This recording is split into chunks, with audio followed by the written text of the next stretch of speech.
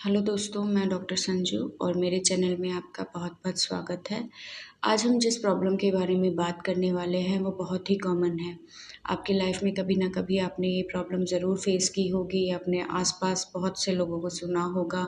पेशाब में बार बार जलन होना, पेशाब में दर्द होना, पेशाब करते टाइम बहुत ज़्यादा परेशानी उन लोगों को होना। तो ये सारे जो कारण, ये सारे जो लक्षण होते हैं वो होते हैं यूरिनरी ट्रैक्ट इन्फेक्शन के। पेशाब के रास्ते कहीं भी कोई इन्फेक्शन होता है तो इसको हम यूरिनरी ट्रैक्ट इन्फेक्शन बोलते हैं। यूरिनरी ट्रैक्ट होता क्या है? जो हमारे पेशाब का रास्ता होता है, जहाँ से पेशाब बनता है और फिर शरीर से बाहर निकलता है, उसको हम पूरा यूरिनरी सिस्टम बोलते हैं। यूरिनरी सिस्टम में जो पार्ट्स आते हैं वो है किडनी। किडनी में आपका पेशाब बनता है, यानी कि ब्लड छनता है और छनने के बाद जो वेस्ट प्रोडक्ट निकलता है उसको हम यूरिन बोलते हैं या पेशाब बोलते हैं। ये यूरिन किडनी में बनता है। किडनी से 2 ट्यूब्स के थ्रू ब्लैडर में आता है, यानी कि पेशाब की थैली में आता है। वहाँ जब आके इकट्ठा होता है और वहाँ से फिर एक ट्यूब के थ्रू शरीर से बाहर निकल जाता है, जिसे कि हम यूरेथ्रा बोलते हैं। तो अगर इस पूरे रास्ते में, यानी कि किडनी, यूरेटर, ब्लैडर और यूरेथ्रा, इन चारों में से अगर किसी भी पार्ट का अगर इन्फेक्शन हो जाता है तो उसको हम यूटीआई बोलते हैं या यूरिनरी ट्रैक्ट इन्फेक्शन बोलते हैं। अब जिस हिस्से में इन्फेक्शन होता है उसी के अकॉर्डिंग उसको नाम दिया गया है। जैसे कि अगर किडनी में इन्फेक्शन होता है तो इसको पाइलोनेफ्राइटिस बोलते हैं। अगर ब्लैडर में इसका इन्फेक्शन होता है तो इसको सिस्टाइटिस बोलते हैं। और अगर यूरेथ्रा में इसका इन्फेक्शन होता है तो इसको हम यूरेथ्राइटिस बोलते हैं। अगर किडनी और यूरेटर इन्वॉल्व होता है तो ये अपर यूरिनरी ट्रैक्ट इन्फेक्शन कहलाता है। और अगर नीचे वाला हिस्सा, यानी कि यूरिनरी ब्लैडर और यूरेथ्रा वाला हिस्सा अगर इन्फेक्टेड होता है तो इसको हम लोअर यूरिनरी ट्रैक्ट इन्फेक्शन बोलते हैं। ज़्यादा कॉमन फीमेल्स के अंदर होता है मेल्स के कंपैरेटिवली, क्योंकि फीमेल्स की जो यूरेथ्रा होती है वो छोटी होती है मेल्स के कंपैरिजन में। तो बैक्टीरिया को यूरेथ्रा से यूरिनरी ब्लैडर में पहुंचने में ज़्यादा टाइम नहीं लगता और वो फटाफट से यूरिनरी ब्लैडर में पहुंच के वहाँ ग्रो करने लगते हैं और इन्फेक्शन कर देते हैं। जबकि मेल्स के अंदर यूरेथ्रा का साइज़ बहुत लंबा होता है, तो बैक्टीरिया है वो बहुत जल्दी ब्लैडर तक नहीं पहुंच पाते। इस वजह से मेल्स में कंपैरेटिवली कम चांस होते हैं यूटीआई होने के बजाय कि फीमेल्स में प्रॉब्लम ज़्यादा देखने को मिलती है। अब अगर हम सिम्टम्स की बात करें तो अगर यूटीआई की प्रॉब्लम है तो आपको क्या महसूस हो सकता है? तो देखिए, इसमें 3 सबसे कॉमन प्रॉब्लम्स होती हैं। जलन होना, दर्द होना और पेशाब बार-बार आना। यानी कि जब भी आप पेशाब करेंगे आपको बहुत तेज़ जलन होगी पेशाब करते टाइम और पेशाब करने के बाद में, यानी कि बर्निंग मिक्चुरेशन होता है। दूसरा, आपको बहुत ज़्यादा पेन फ़ील होगा, पेनफुल यूरिनेशन होगा, दर्द होगा आप जब पेशाब करेंगी या पेशाब के बाद में आपको बार-बार पेशाब लगता है। अभी आप यूरिन पास करके आई हैं, थोड़ी देर बाद आपको फिर से लगेगा कि फिर से जाना है और इस तरह से मतलब फ्रीक्वेंसी बहुत ज़्यादा बढ़ जाती है बार-बार पेशाब जाने की। आपको पेट के निचले हिस्से में बीचों-बीच दर्द हो सकता है। अगर बिल्कुल बीच में दर्द होता है तो आपकी यूरिनरी ब्लैडर से रिलेटेड इन्फेक्शन होता है या यूरेथ्रा से रिलेटेड इन्फेक्शन होता है। अगर दर्द आपको आपके कमर के साइड में होता है, बैक में दोनों तरफ साइडों में महसूस होता है, इसको हम फ्लैंक पेन बोलते हैं। तो अगर यहाँ पे आपको दर्द महसूस होता है तो ये इन्फेक्शन आपकी किडनी से रिलेटेड हो सकता है। दर्द के अलावा आपको फ़ीवर हो सकता है। अगर आपको सीवियर केस है, यानी कि बहुत टाइम से आपको यूरिनरी इन्फेक्शन हो रहा है, तो इसकी वजह से आपको आगे चल के fever with chill and rigor हो सकता है, यानी कि बुखार के साथ आपको कँपकँपी लगना, ये सिम्टम्स आपको मिल सकता है। बहुत ज़्यादा सीवियर पेन होने की वजह से आपको नोज़िया, वॉमिटिंग की प्रॉब्लम भी मिल सकती है। आपके पेशाब का कलर वो पीले रंग का हो सकता है या फिर लाल रंग का भी हो सकता है। अगर उसमें ब्लड आता है तो वो रेडनेस लिए हुए रहता है, जिसको कि हम हीमेचूरिया बोलते हैं। तो ये सिम्पटम है। इसके अलावा बहुत स्ट्रॉन्ग स्मेलिंग यूरिन हो सकता है, स्मेल बहुत ज़्यादा आ सकती है यूरिन के अंदर। तो तो ये कुछ सिम्टम हैं जो अगर आपको लगता है कि आप में है तो आपको डेफिनेटली यूटीआई की प्रॉब्लम हो सकती है। नेक्स्ट अगर हम बात करें कि किन कारणों की वजह से आखिर ये यूटीआई की प्रॉब्लम होती है, तो देखिए कारणों में सबसे जो मेन कारण होता है वो होता है बैक्टीरियल इन्फेक्शन। यही एक मेन कारण होता है इन्फेक्शन बार बार होने का। और इसमें भी जो इश्चेरिचिया कोलाई है, जो ई कोलाई बैक्टीरिया है, उसका इन्फेक्शन सबसे ज़्यादा कॉमन है। ये मान लीजिए कि 80% केसेस में आपको ई कोलाई का इन्फेक्शन यूटीआई में मिलता है। अलावा भी कुछ और इन्फेक्शन है जैसे chlamydial infection, gonorrhoeal infection, Streptococcus, इनकी वजह से भी आपको इन्फेक्शन देखने को मिल सकता है, लेकिन ई कोलाई सबसे ज़्यादा कॉमन होता है। ज़्यादातर केसेस में यही इश्चेरिचिया कोलाई ही रिस्पॉन्सिबल है। नेक्स्ट अगर हम कुछ रिस्क फैक्टर की बात करते हैं कि इन्फेक्शन बैक्टीरियल तो है बट कुछ कारणों की वजह से इसके इन्फेक्शन होने के चांसेस ज़्यादा हो जाते हैं, आपको यूटीआई होने के चांसेस ज़्यादा हो जाते हैं। जैसे कि अगर आप डायबिटिक हैं तो आपको बहुत जल्दी जल्दी इन्फेक्शन होता है।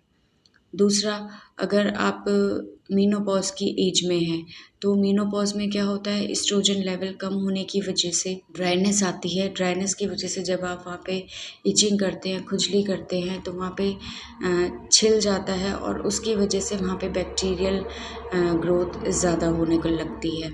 तीसरा, अगर आपके यूरिनरी पैसेज में कोई भी ब्लॉकेज है, चाहे वो स्टोन की वजह से हो या कोई स्ट्रिक्चर हो या किसी तरह की सूजन हो या मेल्स में जैसे कि प्रोस्टेट एनलार्ज हो जाता है, उस वजह से आपका जो यूरिनरी पैसेज है वो थोड़ा सा ब्लॉक हो जाता है। ब्लॉक होने की वजह से जो यूरिन का फ्लो है वो पूरी तरह से नहीं होता, रुक के पेशाब होता है, पूरी तरह से शरीर से यूरिन बाहर नहीं निकलता, कुछ यूरिन हमेशा अंदर पैसेज में बचा रह जाता है। तो ये रुका हुआ यूरिन जो होता है इन्फेक्शन कॉज करने के लिए बहुत ज़्यादा रिस्पॉन्सिबल होता है। फीमेल्स में अगर हाइजीन प्रॉपर्ली मेंटेन नहीं रखते हैं, जैसे कि पीरियड्स के दौरान या किसी फीमेल को वाइट डिस्चार्ज की बहुत ज़्यादा प्रॉब्लम है तो उनमें यूटीआई की प्रॉब्लम ज़्यादा देखने को मिलती है।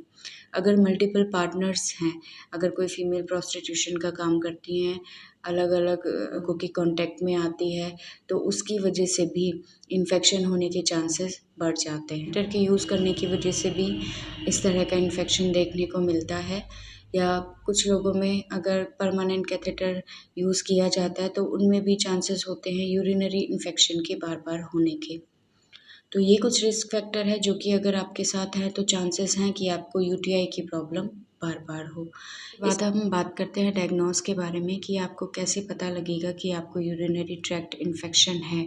तो उसको जानने के लिए देखिए, सबसे पहले तो सिम्टम्स के अकॉर्डिंग ही आप इजीली पता लगा सकते हैं कि आपको यूरिनरी ट्रैक्ट इन्फेक्शन है या नहीं, यूटीआई की प्रॉब्लम है या नहीं। पहला जो एग्जामिनेशन होता है वो होता है रूटीन यूरिन चेकअप, यानी कि आपका यूरिन आप लैब में दीजिए, डॉक्टर आपका यूरिन टेस्ट करवाता है और उसमें फिर आपके यूरिन के अंदर पस सेल्स, ब्लड सेल्स, इस तरह की चीज़ें अगर आपको दिखाई देती हैं, बैक्टीरिया दिखाई देते हैं, तो यानी कि आपको इन्फेक्शन है। और एंटीबायोटिक लेने के बाद भी पूरी तरह से पेशाब ठीक नहीं होती, यूटीआई ठीक नहीं होती है, तो उस केस में डॉक्टर आपका यूरिन कल्चर करवाते हैं। यूरिन कल्चर के अंदर बैक्टीरिया कौन सा रिस्पॉन्सिबल है आपकी यूटीआई के लिए, उस एक बैक्टीरिया के बारे में पता चल जाता है कि कौन सा बैक्टीरिया यूटीआई आपको कर रहा है। फिर उसी के अकॉर्डिंग प्रॉपर आपको मेडिसिन दी जाती है तो उसका जल्दी रिज़ल्ट आता है और बेटर रिज़ल्ट आता है। तीसरा, कई बार किसी तरह की अगर ब्लॉकेज होती है आपके यूरिनरी पैसेज में तो उसको देखने के लिए फिर अल्ट्रासाउंड किया जाता है। अल्ट्रासाउंड से आपका किसी तरह की आपकी ब्लॉकेज तो नहीं है, चाहे वो स्टोन की हो, चाहे वो प्रोस्टेट की हो, चाहे वो किसी तरह का कोई स्ट्रक्चर हो, तो उसके बारे में हमें अल्ट्रासाउंड से पूरी इन्फॉर्मेशन मिल जाती है। कई बार वो सिस्टोस्कोपी की जाती है, उससे आपके यूरेथ्रा और ब्लैडर के पूरे अंदर से जांच की जाती है। एक छोटी सी ट्यूब होती है जिस पे लेंस लगा होता है, जिसको कि हम एक तरह से दूरबीन की जांच भी बोलते हैं, तो उससे आपके पूरे नीचे से यूरेथ्रा और ब्लैडर को अंदर से देखा जाता है। तो अगर हम ट्रीटमेंट की बात करें तो ट्रीटमेंट में देखिए, आपके डायग्नोस के बेस पे, आपके सिम्टम्स के बेस पे डॉक्टर आपको एंटीबायोटिक्स प्रेस्क्राइब कर सकते हैं। पेन के लिए आप पेन किलर मेडिसिन्स यूज़ कर सकते हैं।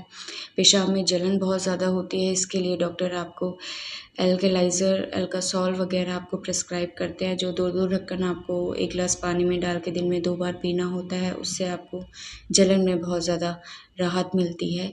इसके अलावा क्रैनबेरी जूस बहुत से डॉक्टर एडवाइस करते हैं। क्रैनबेरी जूस होता क्या है, जो रौंदे जो होते हैं, जिसकी आपने देखा होगा बहुत से घरों में सब्ज़ी बनती है, उसका जूस होता है, जो कि यूटीआई के केस में बहुत ही ज़्यादा असरदार देखा गया है। तो आप क्रैनबेरी जूस यूज़ कीजिए। उसकी टैबलेट्स भी मार्केट में प्रोवाइड हैं आजकल, तो वो टैबलेट आप यूज़ करते हैं। इन ट्रीटमेंट के अलावा कुछ चीज़ें हैं जिनके बारे में आपको बहुत ज़्यादा ध्यान रखना है, जैसे कि आपको पानी बहुत ज़्यादा पीना है। जितना पानी आप पिएंगे उतना ही इन्फेक्शन आपकी बॉडी से बाहर निकलेगा। अगर आप पानी कम पिएंगे तो आपको पेशाब में जलन होना, दर्द होना, बार बार इन्फेक्शन होना, इस तरह की प्रॉब्लम बार बार होगी। तो अगर आपको यूटीआई की प्रॉब्लम मिलती है तो आप पानी हमेशा पिएँ और ज़्यादा से ज़्यादा पिएँ। दूसरा, गर्म चीज़ें जैसे कि ज़्यादा चाय, कॉफ़ी, गरम मसाला, ज़्यादा अदरक, लहसुन, इस तरह की चीज़ें जो गर्म होती है उनको आप अपनी डाइट में थोड़ा-सा अवॉइड करें, क्योंकि गर्म चीज़ें खाने से आपको जलन ज़्यादा होगी। कई लोगों को गर्म चीज़ें खाने से इन्फेक्शन बहुत जल्दी हो जाता है, तो इस तरह की चीज़ें आप अवॉइड करें।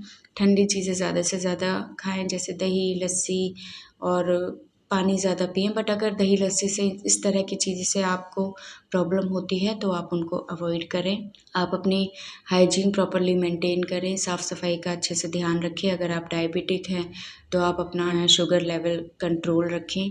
अगर आपको किसी तरह का स्टोन की प्रॉब्लम है, कोई स्ट्रक्चर की प्रॉब्लम है, तो उसके अकॉर्डिंग आप अपने डॉक्टर से बात कीजिए, ताकि वो उसी के अकॉर्डिंग आपको ट्रीटमेंट दे सकें।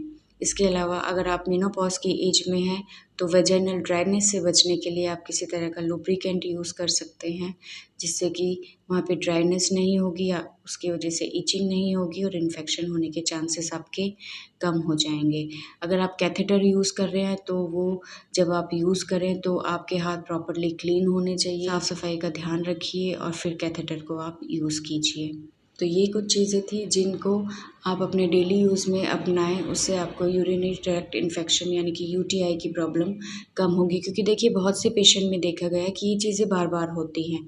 तो बार-बार होने के कारण हो सकते हैं, आपको उन कारणों को पहचानना है और जो मैंने चीज़ें बताई हैं, ज़्यादा पानी पीना, गर्म चीज़ें नहीं खाना, इन सारी चीज़ों को आप फ़ॉलो कीजिए तो आपको यूटीआई की प्रॉब्लम कम होगी।